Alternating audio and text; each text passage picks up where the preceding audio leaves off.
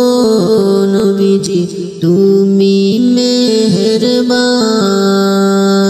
তুমি মেহেরবান গো নবীজি তুমি মেহেরবান,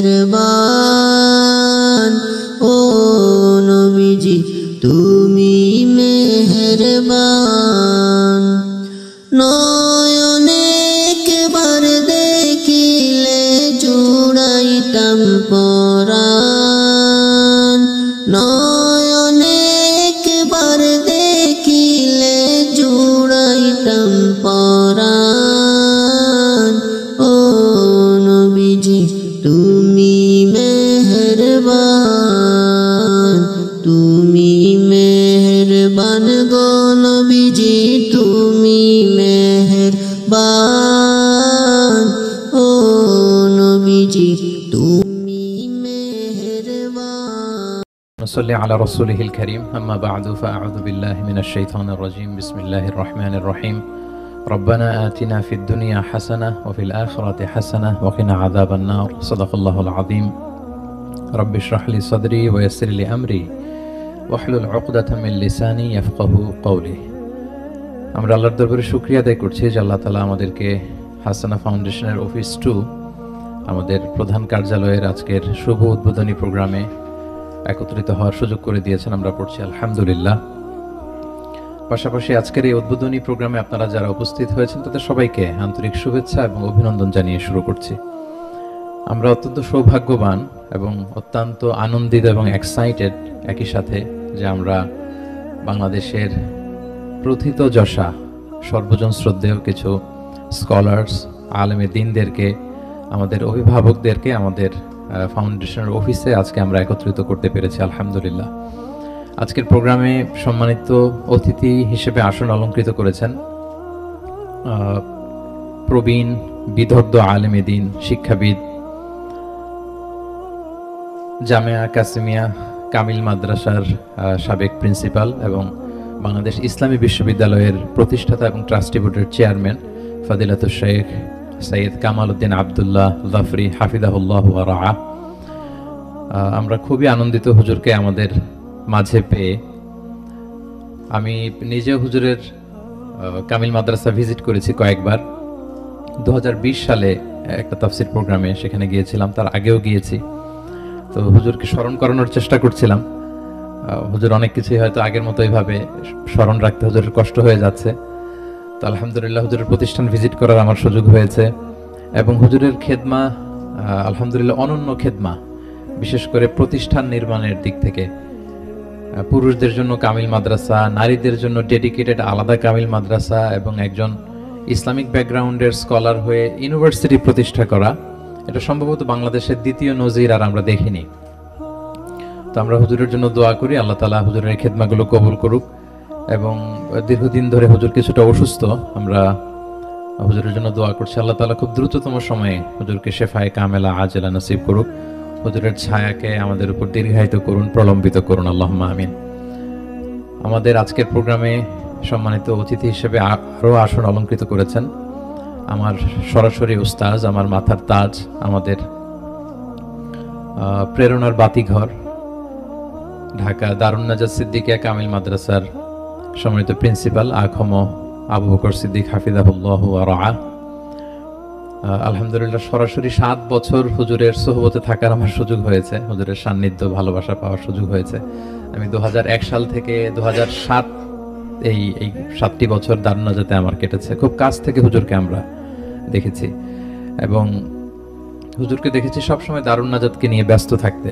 এক কথা এভাবে বলা যায় যে দারুন নাজাত মানেই হচ্ছে প্রিন্সিপাল হুজুর, আর প্রিন্সিপাল হুজুর মানেই হচ্ছে দারুন নাজাত।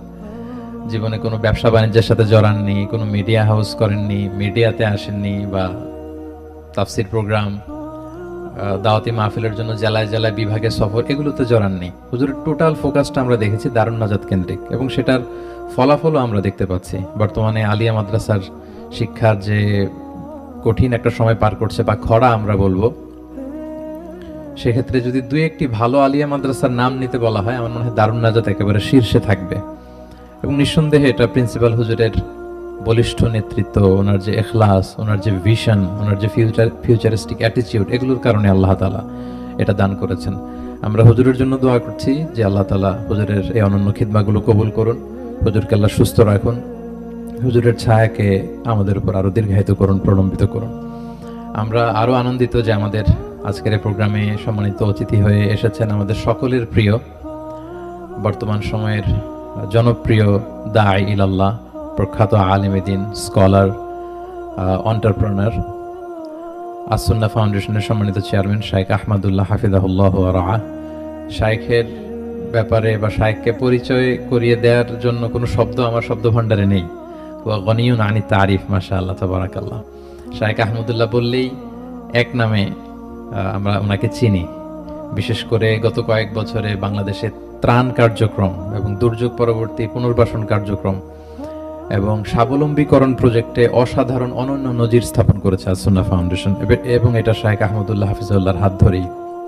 বিশেষ করে তরুণদেরকে, বেকার তরুণদেরকে প্রশিক্ষিত করা, তাদেরকে বিভিন্নভাবে ট্রেন আপ করা। আস-সুন্নাহর একটা উইং আছে, আস-সুন্নাহ স্কিল ডেভেলপমেন্ট সেন্টার, সেখান থেকে হাজার হাজার বেকার তরুণদেরকে কর্মসংস্থানের ব্যবস্থা করে দেওয়ার ক্ষেত্রে পথিকৃৎ হিসেবে যিনি ভূমিকা পালন করেছেন তিনি হচ্ছেন শাইখ আহমদুল্লাহ হাফিজাহুল্লাহ ওয়া রাআহ। এবং শুধু এই স্বাবলম্বীকরণ প্রজেক্টই না, আমরা দেখেছি যে শিক্ষা, দাওয়া, জনকল্যাণমূলক নানা কাজে, এক কথায় চতুর্মুখী খিদমা আল্লাহ তাআলা শাইখের কাছ থেকে নিয়েছেন। আমরা শাইখকে পেয়ে অত্যন্ত আনন্দিত, সৌভাগ্যবান। আমরা শাইখের জন্য আল্লাহ তাআলার কাছে দোয়া করছি, আল্লাহ তাআলা শাইখকে সবসময় নিরাপদে রাখুন, হেফাজতে রাখুন, ওনার কাজগুলো থেকে এই উম্মাহকে আল্লাহ তাআলা উপকৃত হওয়ার তৌফিক দান করুন। পাশাপাশি আমাদের মাঝে গাছতলার পীর সাহেব হুজুর তাশরিফ এনেছেন, আমরা হুজুরকে পেয়ে অত্যন্ত সম্মানিত বোধ করছি। সম্মানিত সুধী, আমরা খুব বেশি কথা বলতে চাই না, কারণ অতিথি হিসেবে যাদেরকে আমরা পেয়েছি ওনাদের দীর্ঘদিনের কাজের অভিজ্ঞতা লব্ধ বিভিন্ন নাসিহা, গাইডলাইন, এগুলো যদি আমরা একটু শুনতে পারি এবং সেটাই আমাদের জন্য ভালো হবে, এই চিন্তা থেকে আমরা খুব বড় পরিসরের প্রোগ্রামটা চাইলে বাইরের কোনো অডিটোরিয়ামে করতে পারতাম, সেটা না করে আমরা আমাদের অফিসেই এখানেই সংক্ষিপ্ত পরিসরে করছি। শুধু আমাদের ফাউন্ডেশনের স্টাফ এবং সামান্য কিছু শুভাকাঙ্ক্ষী ভাইয়েরা এবং অতিথিদের নিয়ে আমাদের প্রোগ্রামটা আমরা সাজিয়েছি। আমরা চাইবো আজকে প্রাণ ভরে আমরা আমাদের অতিথিদের কাছ থেকে উপদেশমালা, নির্দেশনা, ইনস্ট্রাকশন, এগুলো আমরা শুনবো ইনশাআল্লাহ বিইذনিল্লাহ। যেহেতু স্বাগত বক্তব্য হিসেবে হাসানা ফাউন্ডেশনের চেয়ারম্যান হিসেবে আমাকে কিছু কথা বলতে বলা হয়েছে, আমি সামান্য কিছু কথা রেখে শেষ করব। ইতিমধ্যে আমরা একটি ডকুমেন্টারি দেখেছি, সেখানে বেসিকলি হাসানা ফাউন্ডেশন ইতিমধ্যে কি কি কাজ করেছে সেগুলোর একটা ওভারভিউ আমরা পেয়েছি। আমি সম্মানিত অতিথিদের জ্ঞাতার্থে বলে রাখতে চাই যে হাসানা ফাউন্ডেশনের টোটাল ফোকাস হচ্ছে এডুকেশন। যত ধরনের শিক্ষামূলক প্রজেক্ট আমাদের জন্য উপকারী হবে বলে আমরা মনে করি, এই জাতীয় প্রজেক্টগুলো আমরা করব। আমরা কিছু প্রজেক্ট অলরেডি আল্লাহর অশেষ মেহেরবানিতে শেষ করতে পেরেছি, কিছু প্রজেক্ট আমাদের চলমান আছে এবং কিছু প্রজেক্ট আমাদের প্ল্যানিংয়ে আছে, আমরা ইনশাআল্লাহ অদূর ভবিষ্যতে সেগুলো করব। আপনারা ইতিমধ্যে দেখেছেন যে শিক্ষা উপকরণ বিতরণের একটা কার্যক্রম আমরা বগুড়া জেলার শিবগঞ্জ উপজেলায় করেছি, এবং এটা একটা অজপাড়া গা, প্রত্যন্ত অঞ্চল, যেখানে আসলে শিক্ষা প্রতিষ্ঠান থেকে ঝরে পড়া শিক্ষার্থীদের সংখ্যা অনেক বেশি। তো এরকম একটি প্রত্যন্ত এলাকায় আমরা শতাধিক শিক্ষার্থীদের মাঝে শিক্ষা উপকরণ, সহায়ক উপকরণ বিতরণের মধ্য দিয়ে আমরা এই কার্যক্রমটি চালু করেছি। বিশেষ করে আমরা চাচ্ছি যে সুবিধাবঞ্চিত শিক্ষার্থীরা যে সমস্ত জেলায় বা যে সমস্ত অঞ্চলে আছে সেদিকে আমরা বেশি প্রায়োরিটি দিব। যেমন দ্বীপ জেলা, চরাঞ্চল, ভোলা, মহেশখালী, কুতুবদিয়া, আমরা অলরেডি প্ল্যান করেছি যে এই সমস্ত এলাকাগুলোতে আমরা আমাদের শিক্ষা উপকরণ বিতরণ প্রজেক্টের কাজ পরিচালনা করব। এবং এটি বেসিকলি হাসানা স্কলারশিপ প্রোগ্রামের অন্তর্ভুক্ত একটি প্রোগ্রাম। হাসানা স্কলারশিপ প্রোগ্রাম মূলত সুবিধাবঞ্চিত মেধাবী শিক্ষার্থীদের নিয়ে কাজ করে। আমাদের অনেক শিক্ষার্থীরা আছে, তারা হায়ার স্টাডি করতে চায় কিন্তু সেই প্যাট্রনটা তাদের নেই। অনেক মেধাবী আলিয়া মাদ্রাসা বা কমি মাদ্রাসা পড়ুয়া শিক্ষার্থীরা আছে, আজহারে যেতে চায়, মদিনায় যেতে চায়, উম্মুল কোরায় যেতে চায়, কিভাবে যাবে জানে না। আমরা তাদের ক্যারিয়ার কাউন্সেলিং এর সাপোর্ট হাসানা ফাউন্ডেশন থেকে দিতে চাই এবং শিক্ষাবৃত্তির মাধ্যমে তাদের উচ্চশিক্ষার যে আকাঙ্ক্ষা পূরণে আমরা তাদের পাশে থাকতে চাই ইনশাআল্লাহ। আমরা অতিথিদের কাছে চাইবো এই ব্যাপারে আপনারা আমাদেরকে গাইড করবেন। আমাদের হাসানা ই লার্নিং এর প্ল্যান আছে। খুব রিসেন্টলি আমরা কিছু কোর্স অফার করব হাসানা থেকে, যাতে করে দূরে থেকেও রিমোটলি ইসলামের নানাবিধ বিষয়ে আমাদের ভাই বোনেরা তারা শিখতে পারেন। হাসানা দাওয়া ওয়ার্কশপের প্ল্যান আছে, ইনিশিয়ালি হয়তো এখানেই শুরু করব। আমাদের এই কনফারেন্স রুমে 30 জনের মতো বসার সিটিং ক্যাপাসিটি আছে।